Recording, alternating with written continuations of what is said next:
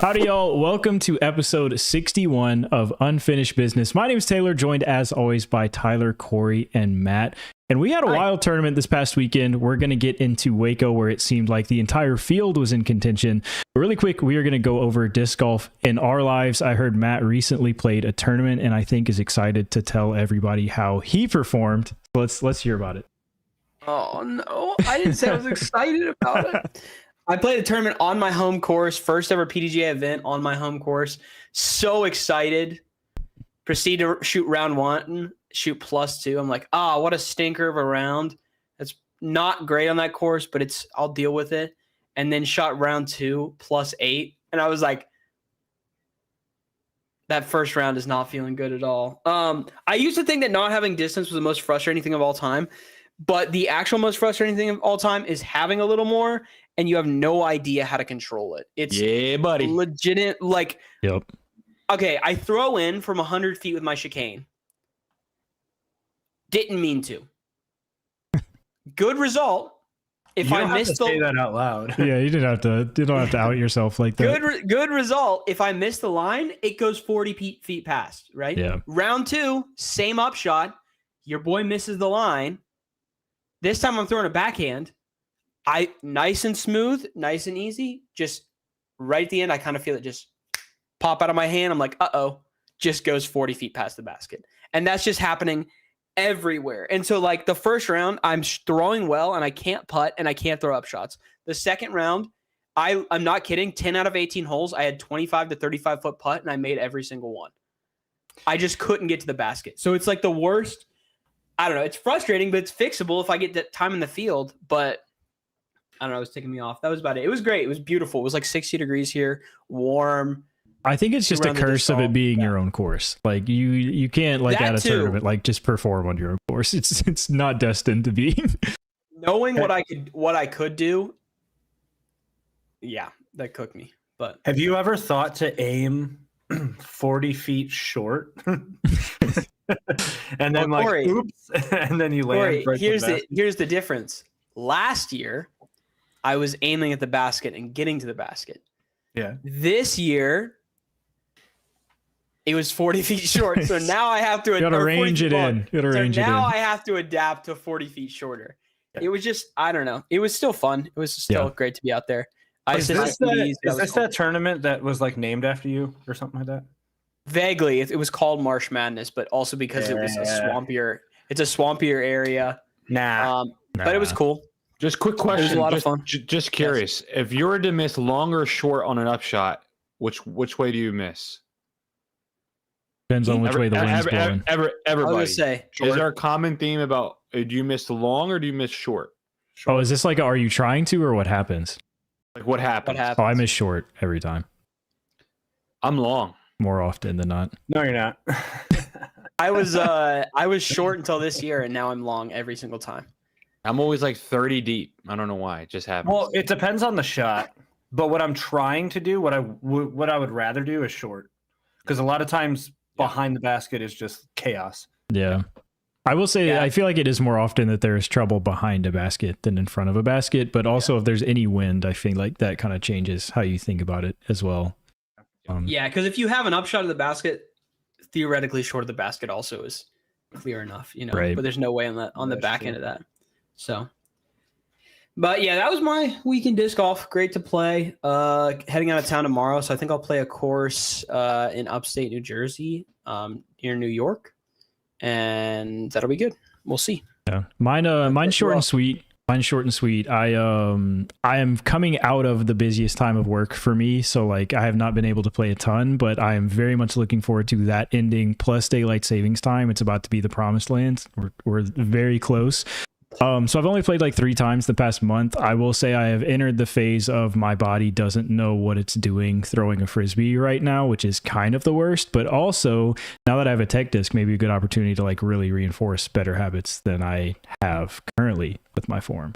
So really all I've gotten to do is a little bit of promo with the new Nexus. Shameless plug. There is a new necklace Nexus with my new logo that Corey designed, new colorway with glow in the dark, and it is sick. If anybody's interested, this whole week I am posting a short every day featuring that disc, And the last one's going to be spicy. Wait till Friday. Hint, hint. Wink, wink. Heck yeah. That's it. I'll go next. Tyler, do you have a tech disc? No, Are we supposed to buy them? I don't know. It seems like everyone's getting them. But are I they guess getting the new better, Vessies. though? When I unlocked my chakras with my tech disc, and in that round I said to myself at least 6 times that it was worth every penny. I played so well, and then I stopped playing, and it's gone. So, in all honesty, the only 2 reasons that I would get a tech disc is trying to see speed and like if I can hit a specific number, and playing in the winter, like those like animated courses or whatever. yeah, I will say specifically, I don't have a lot to say about other setups. Like the setup I have in my garage is I have a net, I have my tech disc, and I have like a TV to the side where you can do like the little shot simulator thing. And that like instant feedback of throwing a full power drive, seeing at least a simulation of what that would look like, as well as the stats, and then just being able to go throw immediately again. You definitely have to like, I kind of probably blew my shoulder out day one because it's very addicting just to like rip shots over and over again. But I mean, to get that same amount of value practice without that would have taken 4 times as long. Yeah. Yeah, I agree. I'll talk about my disc golf. I'm gonna kind of preemptively talk about what's coming up as well at the same time. I'm playing really well right now. Like I'm scoring good on UDisc rating. Really, it's my putting that's just out of control. I just make every putt in the circle right now. And my scramble is really good, and my power is really good. But like, I have no idea where these suckers are going out of my hand off the tee box. But other than that, this weekend or Monday, maybe it was Sunday, I said on the group of guys I play disc golf with, I said, hey, listen, I actually am available on Saturday to play disc golf. I'm willing to play wherever and all this kind of stuff. And it just generated all these guys. We all kind of have kids now, and we're all like, yeah, let's all make it happen, blah, blah, blah. And so now we have a whole group of guys playing, and all of a sudden, this broke out of nowhere. It's the greatest team golf event on the face of the earth. We got another Ryder Cup coming this week. Let's go. So I am so hype. Can't wait to tell you guys about it next week, about how it goes. We already picked teams. We got alternate shot pairings. I'm the TD for this event, which I'm so hype about. There you go.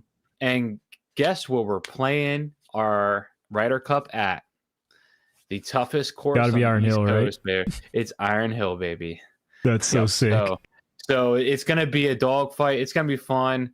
A lot of trash talk just started up today. So super hype, man. It's the funnest thing in the whole world. I love playing it. So super. What's that, Matt? Scott was just asking. It's a sparkling water. Oh, got it. So anyway, super hype. I'm starting to lock in. Guess what disc is going back in the bag, Matthew, right now, because I'm going to Iron Hill. Soda? The Ultra? The F7? F5? No, whatever. Just rip them all out there. Just every Hey, disc. your Heiser flip driver. The blue F3 is going back in the bag. That thing is the Which goat. everyone has to ask, why did it ever come out? You know, Yeah. and that because it was just time. I didn't want to lose it. Yeah, all right. But it's going back in the back. The F7 either is getting shuffled back or I'm going to take it out for the time being. It's super fun to throw, but I just need something that's just going to do exactly what I know it's going to do. So, anyways, hype. I'm excited. Can't wait to tell you about it next week. Speaking of discs that you don't want to lose that happen to be blue. Oh my gosh. I lost the baby blue. No! I lost the marble. Gone. Yeah, so yesterday I played a couple courses. They aren't that special. Today I played Veterans Memorial, which is Badanza's home course. He grew up in Cleveland. The first place he played, I guess, was this course. Really nice course for like a first. It's really nice. Hole 2, very easy, just slight tunnel shot with a bunch of open on the right.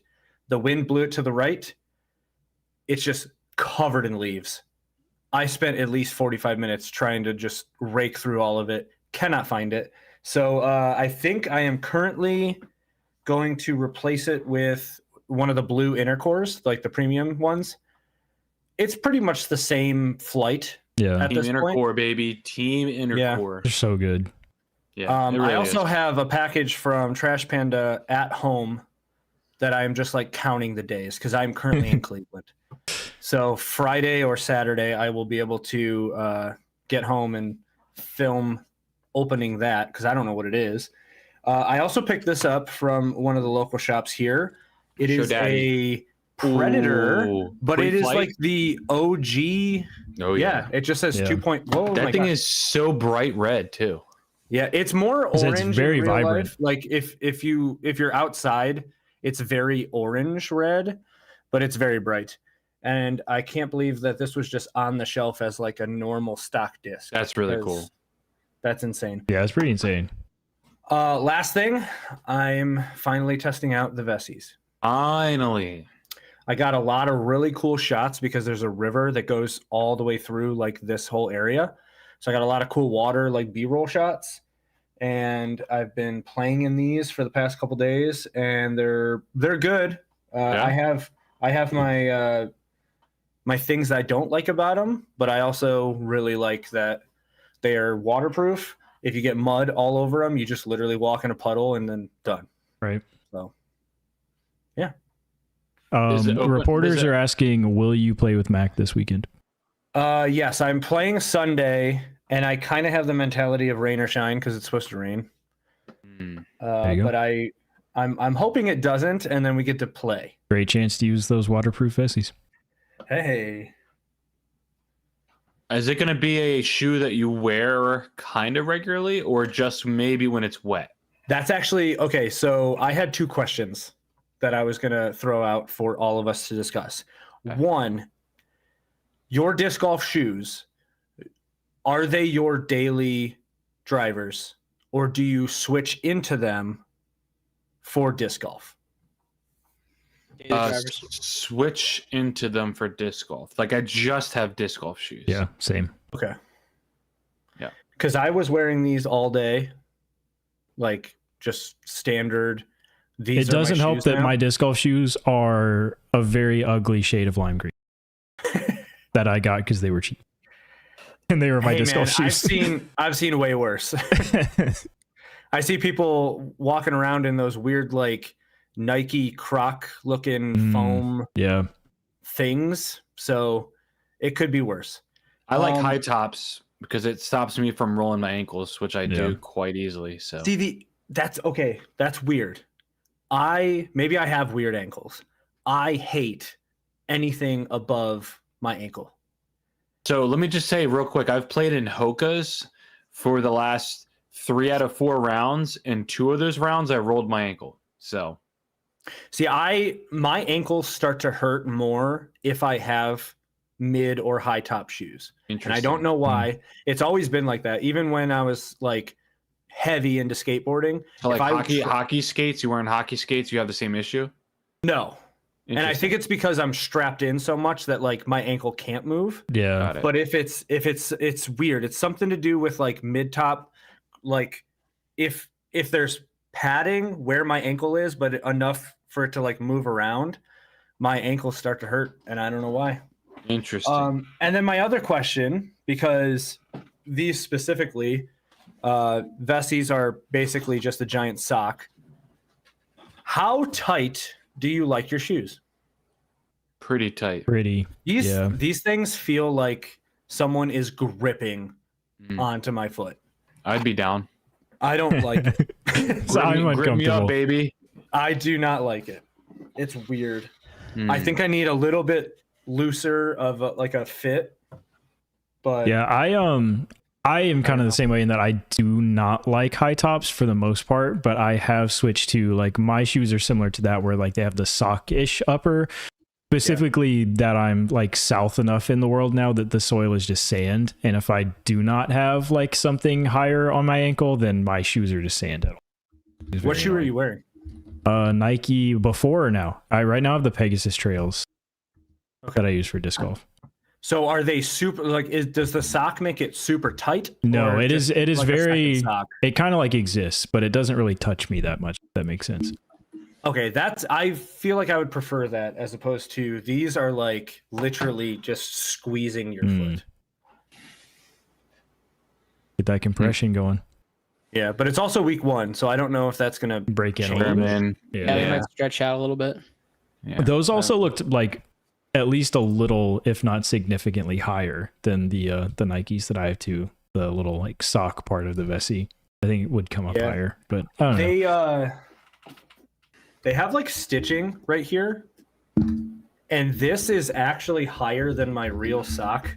Yeah. So I did get a little bit of a rub on just my right foot, where I was like, I need to like yank my real socks up a little bit before I keep playing. Right. Yeah.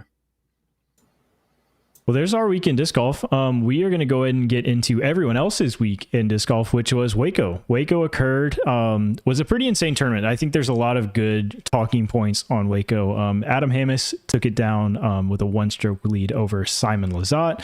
The lead card as a whole kind of crumbled, and it seemed like the entire field was in contention. So I think what I want to lead off with on the WACO talk is this is a course that I think is more of a legacy style Pro Tour course. It's been around for almost a decade, one of the older courses on tour. I think there's been a lot of talk specifically that this tournament was very exciting throughout. If this is a style of course that we shouldn't see more often on the Pro Tour. So I think I'd like to get you guys' opinion on, do you like the course? Do you think it's too easy? And do you think this is something that we should see more of on the Pro Tour versus like the extremely long, extremely difficult courses that we do see a lot of nowadays? I like it. I don't mind that it's quote unquote too easy. You hear that from people like Ezra Aderhold and Goose, who respectively was in 19th and 50th place. So I don't think it's that easy. Got him. I mean, you hear Honestly, that from Simon Lizotte too. what? He had the similar comments that this is kind of an older, really easy to play the round to get done with it course. Yeah, but he also went out and said like he really likes that half of the field is in contention to win. Yeah. Yeah, So but I'm saying, that's true. It's just like, I think there's a difference we between Simon observing that yes, it is easier than some of the other courses, and also having a love for like keeping it around. Yeah. And I think until we see multiple people shoot like 18 down at this course, we can't really say it's too easy. That's just my take. Interesting. Okay. Yeah, I really quickly, like my piece is really around, I love this course. I love watching this kind of disc golf. To me, it is much more relatable than a lot of Pro Tour courses. Like this is, we talk about a lot, like this is a course that I can go to and play and have a good time and it won't kill me. Distance obviously is a skill in disc golf, but it does seem like in today's era of the Pro Tour, it's a skill that is highlighted more than a lot of other skills, just based on the courses that we play. Specifically accurate distance with a lot of courses that are very long with a lot of OB. I think this just highlights a different part of the game, hitting lines, being able to throw putters, being able to throw mids off the tee accurately. The par fours it does have do require placement shots. So I really enjoyed it. I enjoy seeing a lot of names in contention. I think it's part of what makes disc golf a little bit more exciting and different than a traditional golf in that, you start your round with the pressure of somebody is probably going to shoot 12 to 14 down today. And that's a different kind of pressure than just going and executing on a very difficult course. And I do think that's part of, we see Adam Hammis is a pretty streaky, always seems like a bad word, but he is a very momentum based player. And on a course like this where you can start to get birdies early and often, I think that only helps players like him mentally, and it's a different mental challenge again that you are playing that course and knowing that somebody's going to shoot at least double digit under par, so you're going to have to keep up with that. I really like the course design in the sense that like either you have to place it in a certain spot to play the next shot, or you get into trouble, or there is that option to absolutely go for the crazy line, and if you pull it off you get rewarded. And I think you see that style of golf translates really well to golf. So I think it's a lot more fun when you have that opportunity. Like the fact that Adam steps up on hole, what is it, 8, and can throw that forehand shot on a par 4, Right. parks it. Like that's what we want to see as spectators is the pros going for it. And then on hole, like, what is it, 15 or 16? It's like you can either lay up or you can have AB go for the basket and see if he can have an eagle opportunity there as well. I think that's what is going to make disc golf more exciting for spectators, is that high risk, high reward style of golf. I really, really hope that the TDs and the Pro Tour start leaning towards this direction of having that style on a lot more opportunities on holes. Yeah, Scott makes a great point in the chat as well that it does seem like on a lot of holes at WACOs, you can throw a lot of different kinds of shots and get to a similar result, where it does seem like, especially now that all the pros, we're coming out of an era where, there were more Isaac Robinsons and James Conrads and people that just did not throw forehands or did not throw whatever kind of shots, where now the top 50% even of pros are competent on both sides, where it's fun to see more variety versus like just kind of the iteration of the same thing over and over again. I think the biggest thing that holds WACO back, honestly, is just aesthetically. It's not, even for a woods course, it's not the best looking course. The open holes, you have the power generator hole. Like, it is very much a public park course that comes through pretty easily on camera. I think that's probably the biggest knock that I have against it. I also think what's really funny is that Paul shot his best round in a Luna battle out of the entire weekend. So that just goes to show, like, what you got to do there. I think it's hilarious. I think it's awesome. So, but yeah, that's I forgot he did that. Well, I'll ask this question in general: is WACO's tournament, we'll say in general, in the top half of your list or the bottom half of your list on tour? That's a great question. The tournament in general, right? Yeah, what a good question. I have my answer, but I'll wait. Or I can start. Yeah, you start. Yeah, I got to think a little bit. I actually think it's at the top because it always comes down to holes 17 and 18. Yeah. And I think those two holes are the best finishing holes that we have in all of disc golf. And it's as you said, Taylor, it's a public park that we get to have these two finishing holes. So I think WACO is in the top half, but just because of it's going to come down towards the last couple holes and the high risk, high reward that you get to do. So, yeah, I think for me, do you guys have?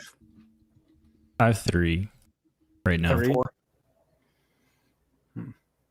I have 4. Unrelated. I think this is in the bottom half, but it's close. I'd really have to look at the full. But that's a good that's actually a great question. Yeah, it's in the top half for me. I've said this before about other courses. I just really enjoy watching courses that I have personally watched a lot of rounds at. And WACO is just a tournament that's been around so long that, it seems like every hole you kind of remember 1 or 2 shots from. So especially just the history there, I love as well. So it's in the top half for me.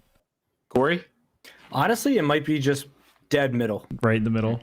Like it's not too good, or it's not in the top. Very it's not democratic. In the bottom. Yeah, well, I don't hate it, so it's not in the bottom, but I wouldn't say it's in the top. I don't know. It would be around there. But the reason I asked about the mids is because I wonder how many pros had to change their bag out. Yeah, there's a lot of pros you don't see like even have mids anymore. Yeah, exactly.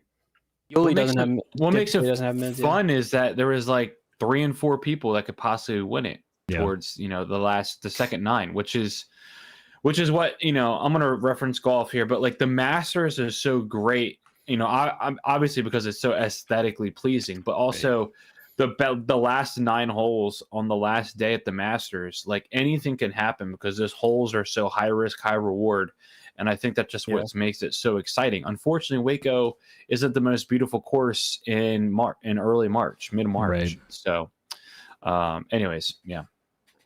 Cool. I was just gonna highlight the play a little bit as well. Specifically, like I think this was a great example of how the card you're on can really like impact how you play. Like the lead card played terribly the final day.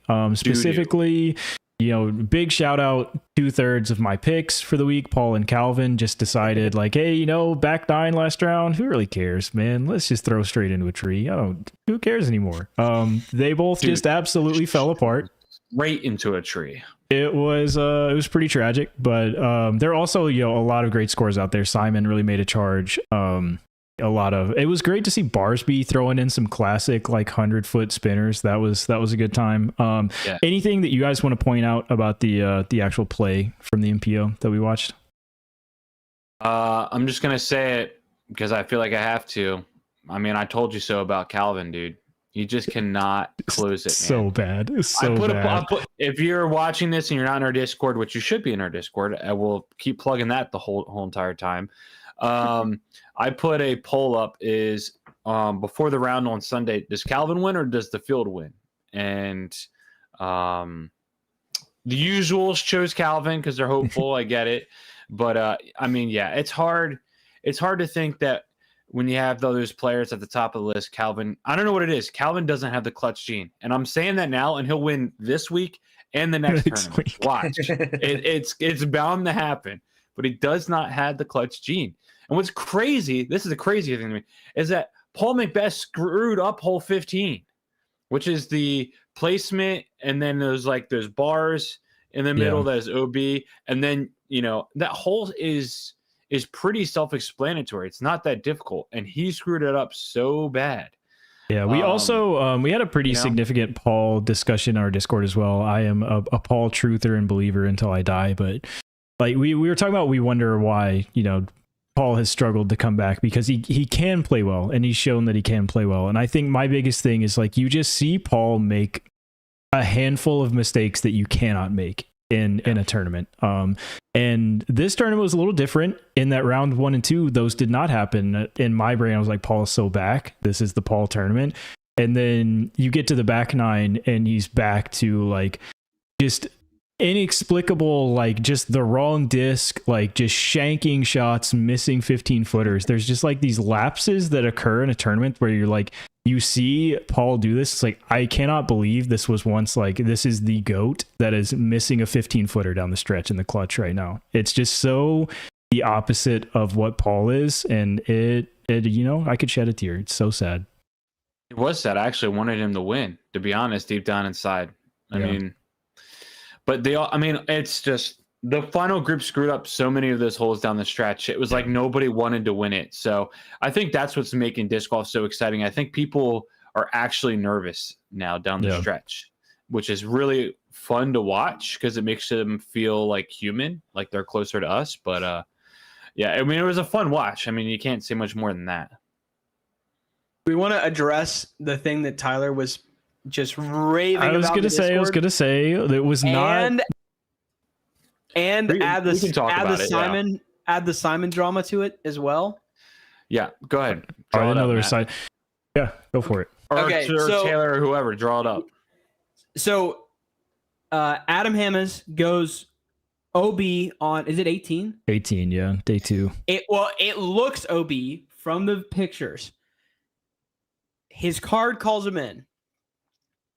There's a stroke that he just gained, right? By not being OB.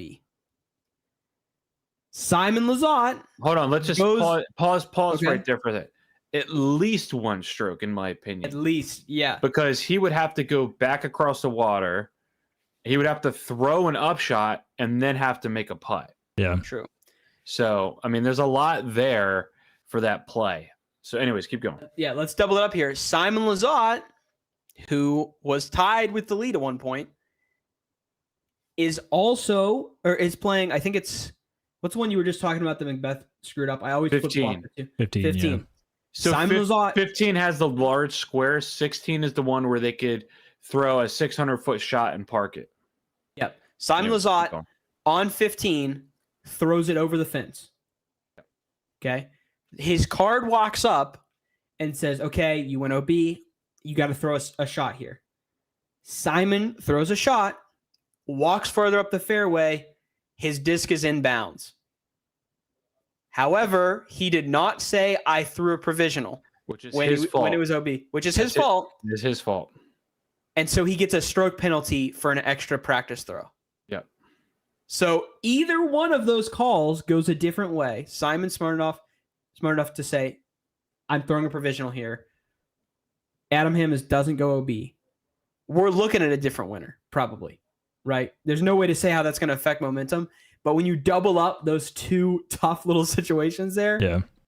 it really does have you thinking. But Tyler was very much raving about this Adam Hammonds thing. Do I need to really go in and explain it? I guess I have to a little bit. I mean, people have seen the clip.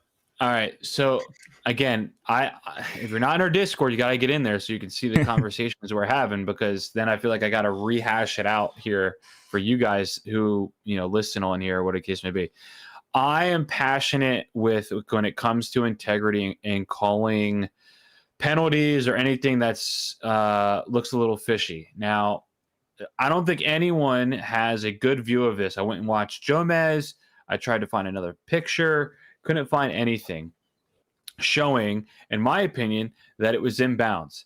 And what I was trying to say on our Discord is, in golf, if it is like really, really questionably a penalty, or it's not inbounds, or whatever the case would be, you are more likely than not going to call that penalty against yourself because of the integrity factor. But then also, if someone says you didn't play that correctly, you can automatically be disqualified as well at the same time. I didn't talk about that in the Discord, but you can be disqualified if somebody goes back and says you didn't play that correctly. So there's that involved where it's like, okay, do I take a 2-stroke penalty because I think that I did that and I want to make sure I cover myself, or do I want to have the chance of getting DQ'd because I didn't take a penalty? So that's kind of what happens in golf. I think that was for me, it was so clearly OB. For me, what it was, I want to know what the explanation was with the card, because I showed that photo to about 5 other people who don't know disc golf. And I explained the rules to them exactly the way it was written and showed them. I didn't say anything else. I didn't try to use a tone of voice. They all thought it was OB themselves. So I need to really hear an explanation of Adam and the card about how that was inbounds. I couldn't even tell what they were saying on Jomez with the explanation of how. Yeah, it was hard. I watched that a few times and tried to listen to it. Yeah. The only place where I personally disagree, I will say, is the integrity piece, because in my mind, it's not mutually exclusive. If you are on that card and like Chris, Adam, Calvin, and someone else was on the lead card, whoever makes that decision, could also be just as passionate about the rules and say, I cannot, beyond a shadow of a doubt, tell you that disc is wholly and completely surrounded by out of bounds. And I am so passionate that I will not be able to sleep tonight if I call that disc out of bounds. The bigger piece to me that's weird in these situations is the whole benefit goes to the player, right? Because we hear that all the time. That's the blanket excuse, benefit goes to the player in any of these situations. But that's not how it should work, and that's not how the rules are written. That goes to the player if they call, every person on that card has to say, I think that disc is inbounds or out of bounds. And if that is tied, then yes, the benefit goes to the player. But I think we run into a ton of situations in disc golf where they look at that disc and there's not a clear vote. They just talk about it, mull it over. I think in the case of this card, Adam was probably more vocal than a lot of people would be. Then this is pure speculation. I have no idea what actually happened. But based on personalities on the card, there was some passive personalities, and Adam strikes me as a person that would really advocate for himself that it is inbounds. And there's a lot of just like, I don't really want to do this. Like, yeah, sure, it's inbounds. Like, I don't care. And there's not that actual process of like, Calvin, do you think this disc is inbounds? Yes or no? And then that goes to the situation where benefit would go to the player. I think we skipped that whole process and it's like, oh, well, benefit goes to the player. I don't know. Inbounds. Yeah. I don't know. I wonder if this is going to set a precedent for the rest of the season, either direction, about OB calls down the stretch.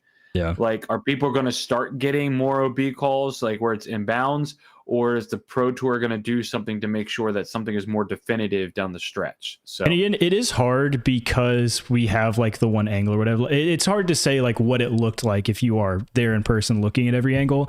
I will say that like, Jeff Spring was there looking at it that I saw. The question that I have is like, does this get called the same way if this was round 3 versus round 2? I think yes, a little bit, which is not how it should be. And that's something that we should think about in the sport. Yeah.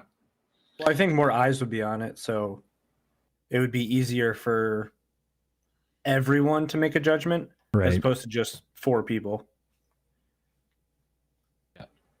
I just, again, my one thing that I'm like hooked on is I just want to know the explanation about the phonics.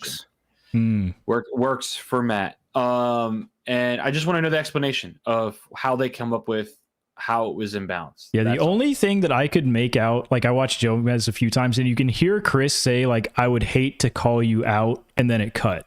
It's like, it makes me think that from a different angle, it was less conclusive. But I mean, clearly, I think anyone that has seen that picture, this is like the one thing in disc golf that's been pretty unanimous. Like everybody's like, oh yeah, that's out of bounds. Like, oh yeah, I heard the rest of it. He says, I would hate to call you out and then have Simon win this tournament.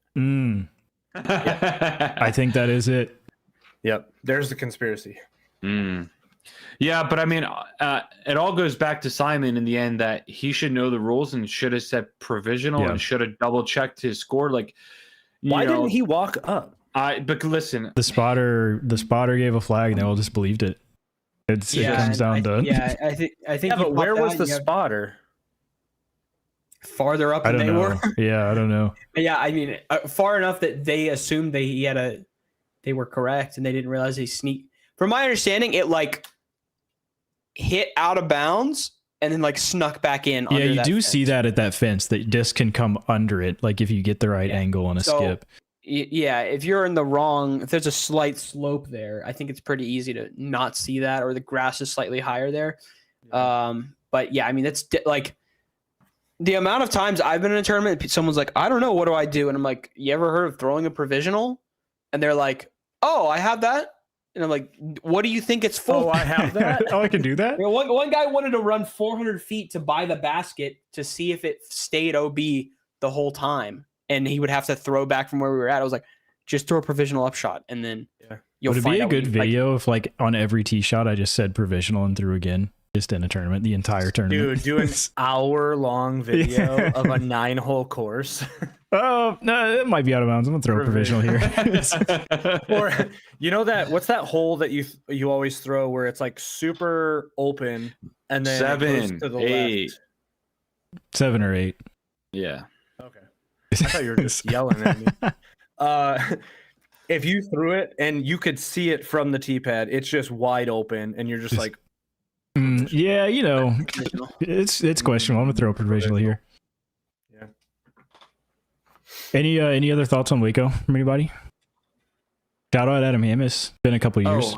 I had a couple things that I want to just throw out there real quick. Shout out Nico. Third place finish. Evan Smith had 35 left-handed throws. Evan Smith had 35 birdies. And Adam Hammis only had 2 bogeys the entire time. That is impressive. So I think it's like if you don't bogey a lot, you have a good chance of winning. It's crazy how that works. Yeah, that's how it kind of works. So I will say I do not have DGN, and even I was excited watching the PDGA like updating the Live scores scoring, and everyone just jumping up and down. There was a point. Who was winning for a while? Calvin was in the lead for majority. Yeah, I think it was. Yeah, I think it was Calvin. And then out of nowhere, did not see his name. I had to scroll down. Yeah, because there was that many people. He took that 7, baby. It was crazy. Tough. Yeah. Also, one more stat I just want to throw out there. Gannon Burr, 96% fairway hits. Oh, Still came in 5th by like 4 strokes or something like that. Now, do you think that this is just him warming up, or do you think he's never going to be able to do what he did last year? I don't know if I would expect Gannon to really do well at this course, honestly. I mean, I know he won the tournament last year, but Lake Waco was like very much a Gannon course. And I just feel like it's more of a situation where it's not, this isn't a Gannon course. It's that there are so many other courses that are Gannon courses that are not the field courses that he's just that much better on, where this just highlights maybe a slightly different skill set where I thought, oh, sorry. No, I was saying on a normal week, Gannon like has to beat maybe like 5 or 6 people, and this week he had to beat 30 that had a chance. What place did he have in Florida? 11th or 12th? Yeah, I'll say close to top 10, I think.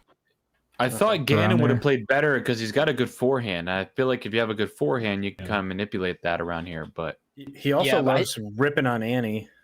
That's the other thing. He loves ripping on Annie. I don't know. It's weird. He literally came out with a mid range. that's So, yeah, that's right. Yeah, Grady Shugan in top 5. Good for him, man. Shout out. Tucker in there. I will say this: it was funny because I actually went and watched Chase Card post produce, and it was just so exciting because they're all were just birding holes left and right, and then lead card they're just like bogey par. Vibes were down, rambling. especially in the back nine for the lead cards. Yeah, so it's fun if you went to go watch Chase Card. I'll say that much. Ooh. But good tournament though. I honestly think it was a good tournament. Oh yeah, we should give that. What's your grade for the tournament then? We've done this the last week. We did it. We've done it before. Yeah. I'm gonna say B+. I'm gonna take B+ as well. Give it a round that thing up to an A. I loved it. I'll give an A too. Okay. I don't not know. an A plus, not incredible, but very, very good. A plus if Simon and Adam went into a playoff. A plus. Yeah, that would have pushed over the edge. I was hoping for it. A minus from Scott in the chat. Yeah, shout out to Nico LaCastro for pretty much calling exactly what Adam was going to do. That was wild. Yeah, that is wild. On Gannon's Instagram. That is such an interesting pairing to me. I was watching that card some too. It was just the pairing of Gannon Burr and Nico LaCastro. Yeah. Is like I feel like that has the makings of a reality TV show. Like somebody needs to put them in the same room for like a year and just see what happens. That would be nice. I have a question about hole 18's tee pad. Should it be a circle now? Yeah. Has to be. Should be. Yeah. Because does anyone ever throw like if the wind is really bad? Yeah, they'll follow the fairway. FPO does as well for the most part. They'll like go down the fairway and around. Because FPO's got it as a par 4. Oh, that's a good question. Did Taylor Disc Tay ever go for the eagle in that hole? I don't think I saw a video of her doing it, but she has to have the distance for it. It's what, 485 carry? She probably has the distance with one of those like macro discs or whatever. Yeah, with the that would be. I don't know. I didn't see any video of her, but if someone would have the distance for it, it'd be her.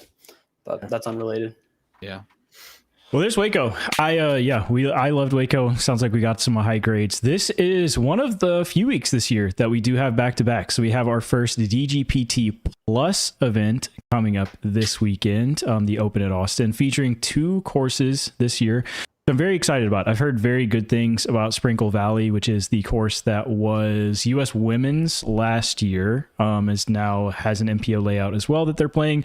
I think I'm very excited to see this course because I think it could shape the future of what disc golf courses are, in that it has the backing of a manufacturer. I wouldn't say major manufacturer, but Mint Disc is there and is heavily involved with the course.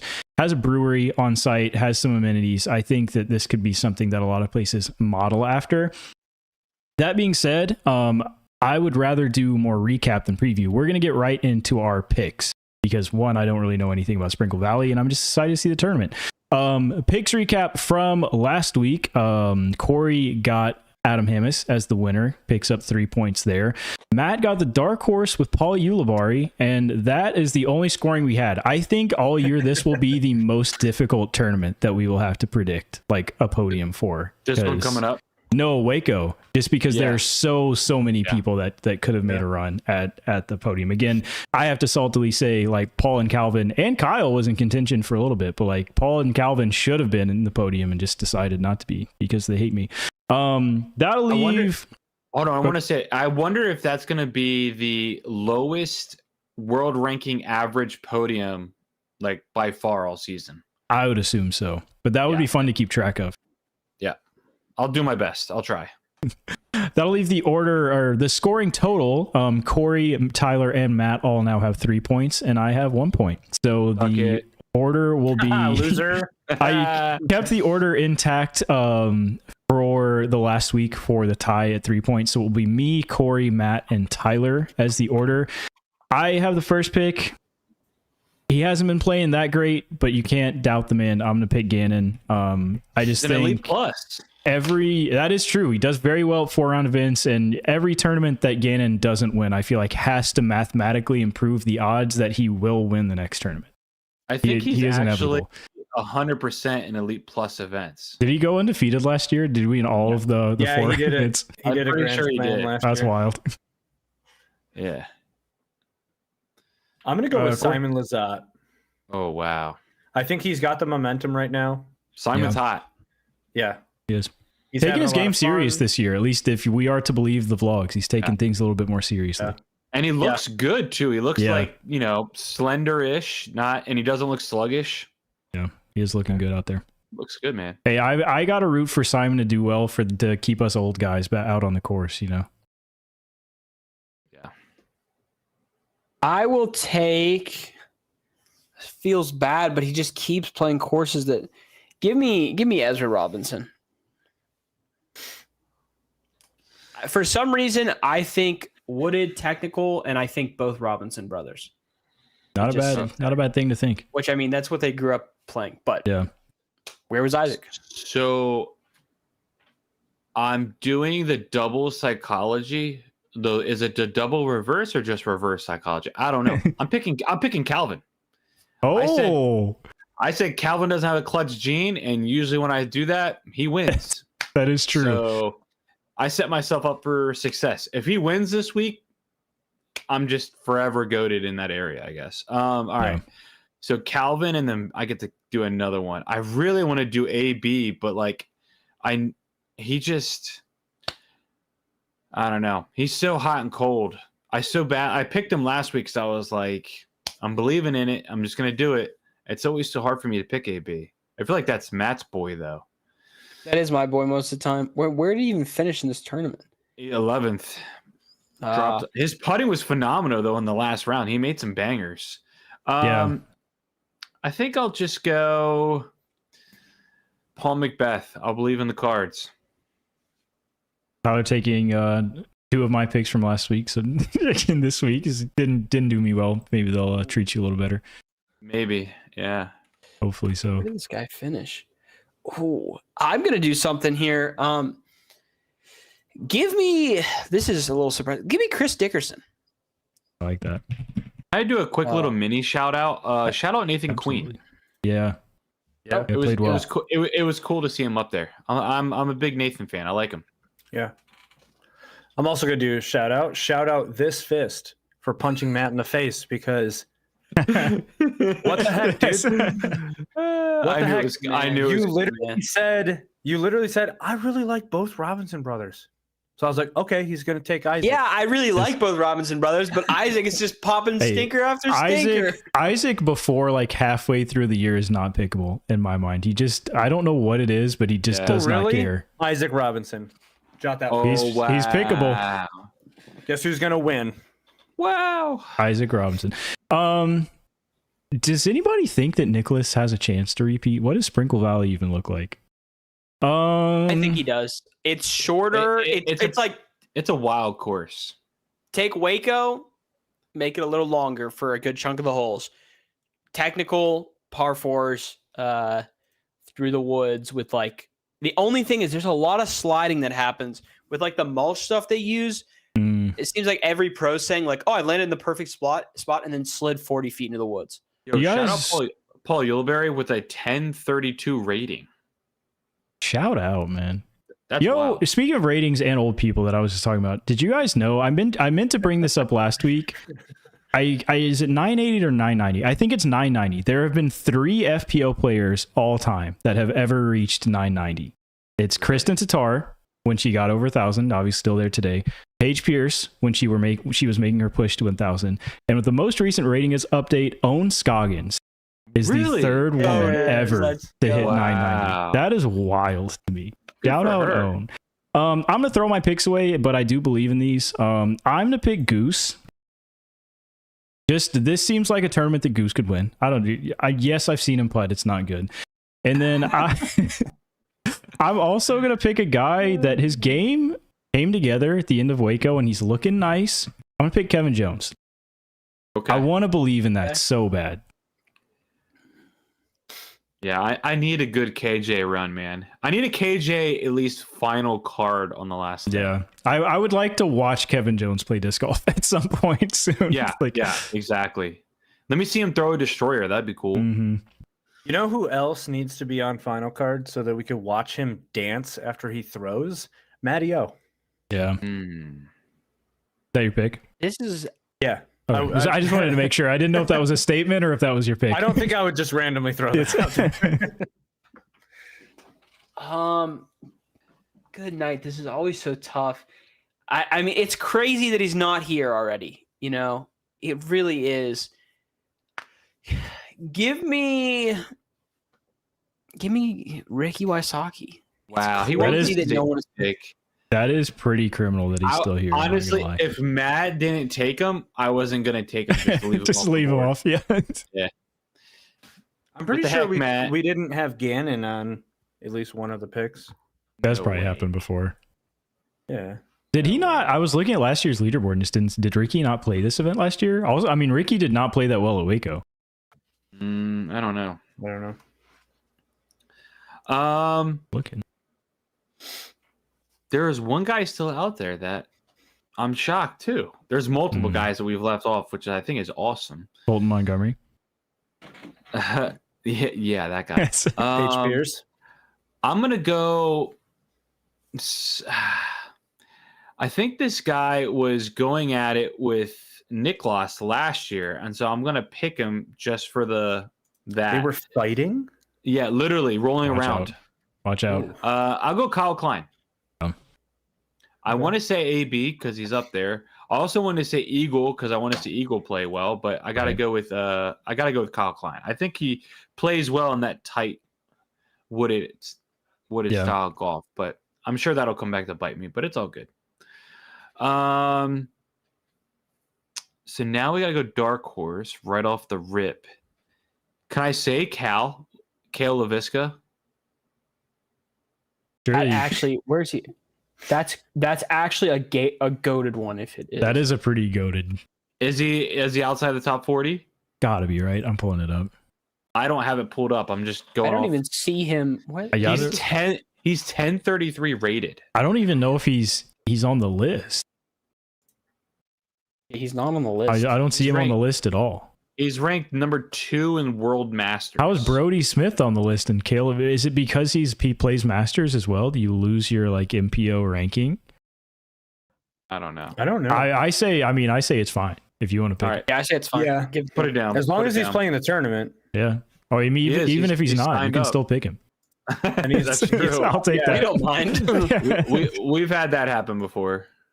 All right, give me my goat. Give me Yuli again. Gotta keep it rolling. 1032 rated. Crazy. Oh, he's the best player he's ever been right now. Pretty When is wild. he gonna Such a turn good 40? putter, man. Such a good putter.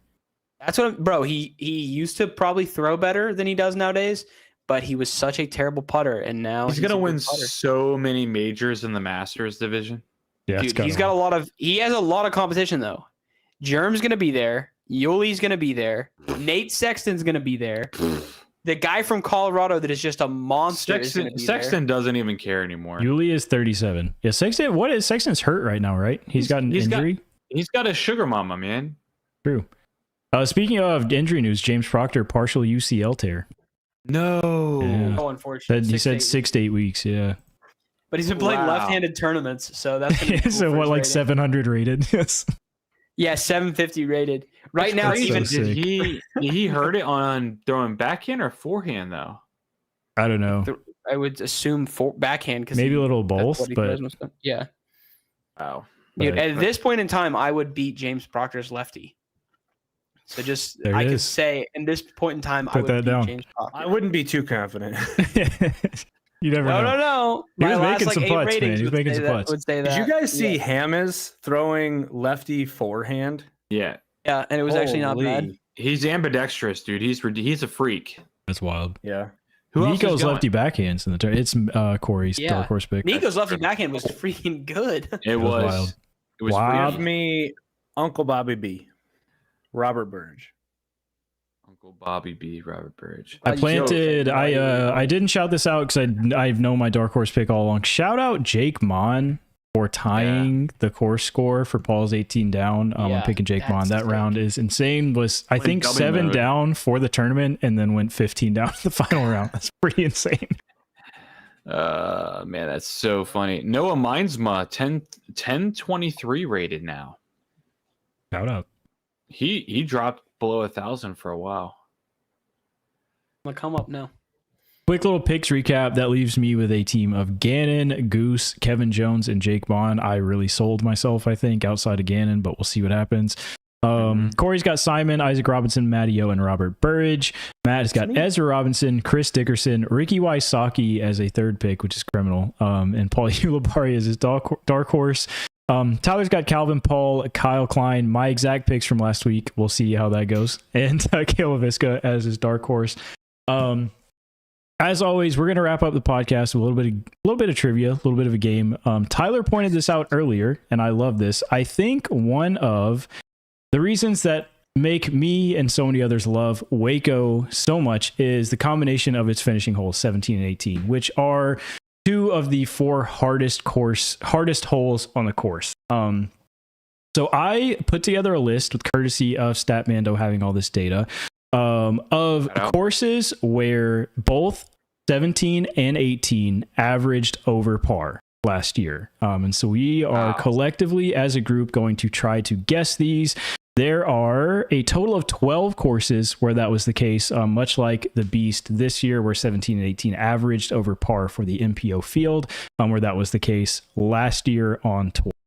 So that's what we're looking for. This is not event specific, it is course specific. So in an event where there are more than one course being played, both of those courses can show up here, but there's 12 of them.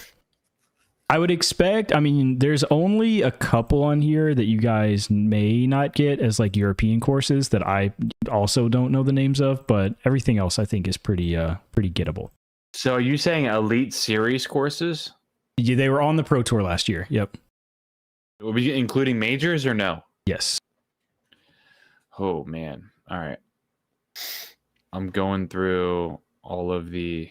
I'm gonna say Don't take this. I'm just gonna throw it out there for you guys. I think Jonesboro, 18 is tough.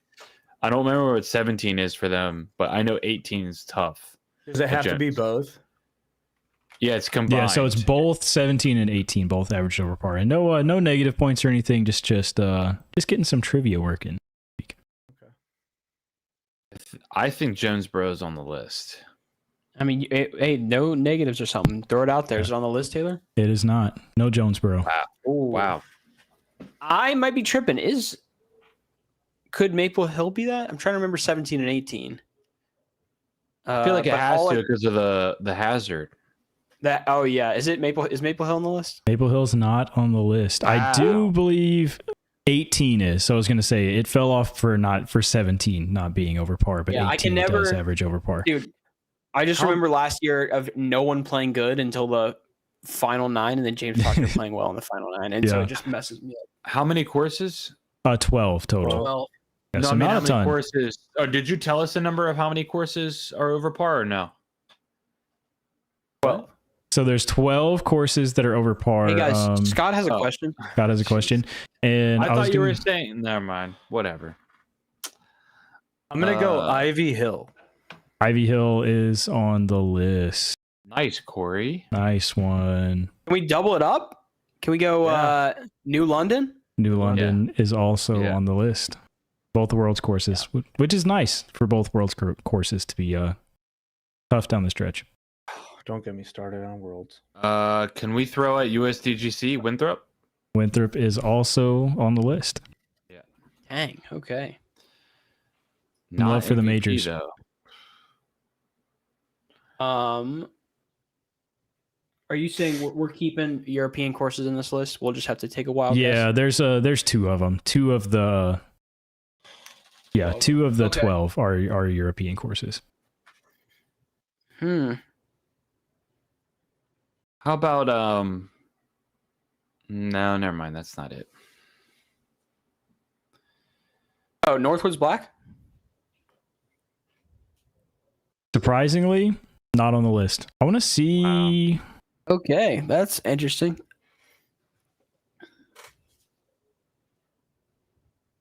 I want to see I what those get- do average. I'm trying to remember what 7. I can remember 18 for a lot of these holes, but not 17. That's the tough part for me too. And I was thinking about the courses. Like I always remember 18, but 17 eludes me a little bit. Yeah. I mean, I'll throw it out there because I want to know. Idlewild? Idlewild is not, but I do believe one of them was. It was one of the ones that only had one of the two. Yeah, 18 average over par. I figured that. That's why I wanted to throw it out there. This is from last year, right? Correct. Yeah, 2024. Was Lake Waco on that list? It is on the list. Wow. And even though you kind of started this, did you include just the Beast on the list too? The Beast is also on the list for last year. Yeah. They're both of those courses, 17 and 18 average over par. Right. I'm gonna guess The 5 Toboggan. down. Toboggan is also on the list. That one surprised me. Nice. It does not surprise me with where they put 18's basket. It is so stupid. Yeah. I verbally watched multiple pros yell You verbally WTF. watched them? I've We get you. I saw the sound with my eyes. That's funny. What is it? 6 left. 2 of them European. 6 left? Yeah, 6 left, and these are. I will say that you guys got the ones that I would expect you to get. There were these. The next few, I would personally have not guessed, and 2 are the European courses that I probably wouldn't guess anyway. Portland. Which one? Glendoveer? Glendoveer's not on the list. I don't even remember the courses they did for The Portland. other one? Milo is on the list. Yeah, so Milo. for the Northwest Disc Golf Challenge. I'll go with Milo. Yeah, Milo is on the list. That one definitely surprised me. I feel like I just think of Milo as an easy course because it's older. Yeah, but it's really just like, 17's tough. yeah. I forget about. I did the same thing as you, Taylor. I was like, Milo's not going to be on the list because that And course is easy. 18, you got to throw that little like right turning shot, but then there's those trees there that block that basket. Yeah. So we got 5 left. 3 we should be able to figure out. 2 are going to be tough. 2 are European. Yeah, we're dwindling. is one of We're them dwindling by the moment. I'll say of courses that I would expect you to get. I'll drop some hints on the last Is one few of if them we the struggle. Crokle Procol is one of them. That's one of the European ones. European side? Yeah. Figured as far as that goes, dude. And then What about Another the one- preserve? Preserve not on the list. I'm gonna say, bro. Nah. 18's, what about 18's too eagleable, I think, at the preserve. For, Yeah. Okay. What about Des Moines? Oh, did that not? Des Moines is the Disc Mania dang- Challenge, right? Des Moines is the Yes, True Bank. Yes. Yeah, it is on the list. Pickard Park. Okay. Yeah. I was gonna say that dang Good part. that Yeah. green. It's gotta. I've them up there. actually seen 18 and 1 at that course. That place is long. Is it? And it Uh, low ceiling. Yeah, it's tough. Yeah. It feels like it's open, but it's kind of not with the Like low just ceiling. enough, yeah, just enough branches and stuff. Just makes you think a little bit. Like the design was very well done with the open, Iowa style that they have. Yeah. Go ahead, Matt. What about the Ale Open? It is not the Ale or Ale Open. Ale. Is they- it the European disc golf festival? Even though I felt like that course was kind No, of. it has to be the No, beast. Ricky shot like 17 under at that course. It is not the Beast. Ah. That's what I would have thought as well with like the OB on the last few holes specifically. Like Yeah. I was thinking surely like the field would be over par there. So it's Mhm. Crokle and I was gonna say we've run out of like European events. Yeah. and then two more in the States that have not been guessed. But you guys are ripping through this faster than I expected. BH. Yeah, we Good got it guessing like that. here. Good guessing here.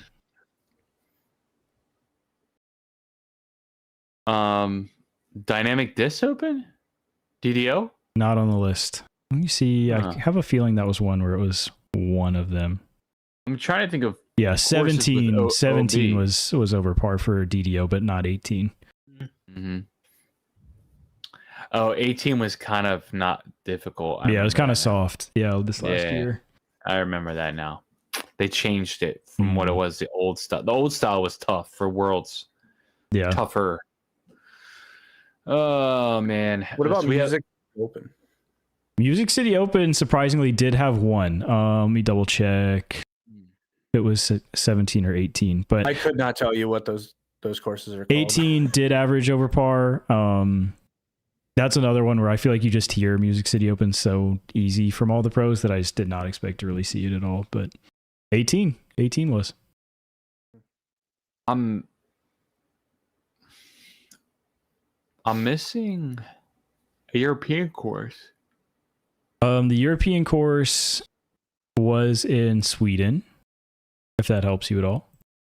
Oh, I'm sorry. I'm looking at a list of the courses Gannon played at last year, and he played at almost every event except for that one.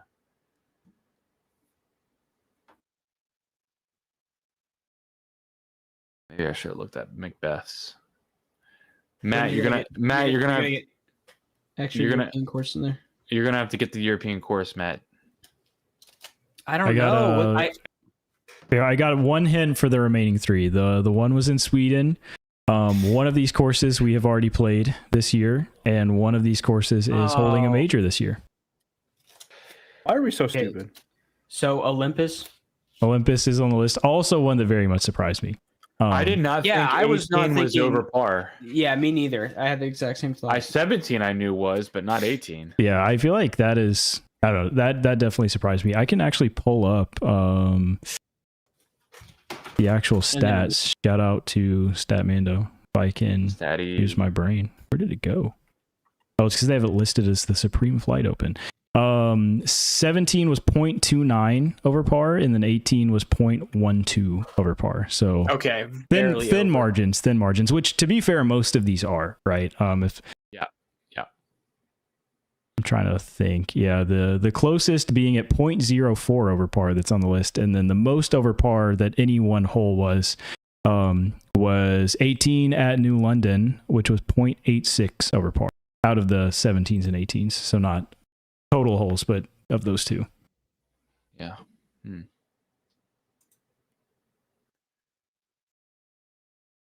So we're missing two, one US and one European. Yep. Did we say Ledgestone? So Eure- Ledgestone, like Eureka? Ledgestone I don't know. is technically one of these. I did not include it because of the layouts that Statmando has listed. One was on a different pin position than the other one. So it wasn't like the same layout that both 17 and 18 were over par. So I didn't include that, but Ledgestone, Oh, Lake okay. Eureka was a technicality away from being on the list. Okay, so you're a liar. Okay. I dabble in I that. know the name. It's not Kansas City wide open, is it? It is not. But not gonna say, not on the tour last year. We're looking for a European course. Oh, at you're this so point. right. Well, There's one in the States. Oh. Yeah, buddy. That the hint was that it is hosting a major this year. Hosting a major this year. OTB? OTB is on the list. Winston Really? Park. Oh, I was a man. little shocked at that one. I was very shocked at that That one. course, that place goes so overlooked. yeah. I dismissed it immediately again. Wow. Apparently, I Yeah, don't know. so some All right, sneaky you're holes gonna out have to there. give us. Yeah, you're gonna have to just give us the European one. Yeah, We're it not was gonna try it. at the Swedish Open, the Muirgarden Disc Golf Center. I honestly, I don't even really I remember know, what like those the holes back of looked my like, but I was literally about to say that. those were also on the list of over par. So no, I think that that's what stood out to me. You know, Tyler mentioned it a lot and why kind of we liked WACO, but 17 and 18 coming down the stretch being in the most difficult holes really sets the tone, I think, for a good finishing stretch of the event. Plenty of chances to lose a disc out there at Waco on 18. A lot of people going in the water. If you recently have thrown a disc in the water or lost one, maybe a disc even beloved to you, like some people on this podcast, you can go to the link in our bio, get some more discs at foundationdiscgolf.com. You can even send it back and get get a trade in with Foundation Care, I think it's called. That's wild. Yes. You can also buy our merch. If we haven't said enough, please join our Discord. And join some weekly challenges, do some fun stuff, talk to us there. And if you don't, we'll be back here next week, Wednesday night at 7:45 Central Time. Shout out to Central Time.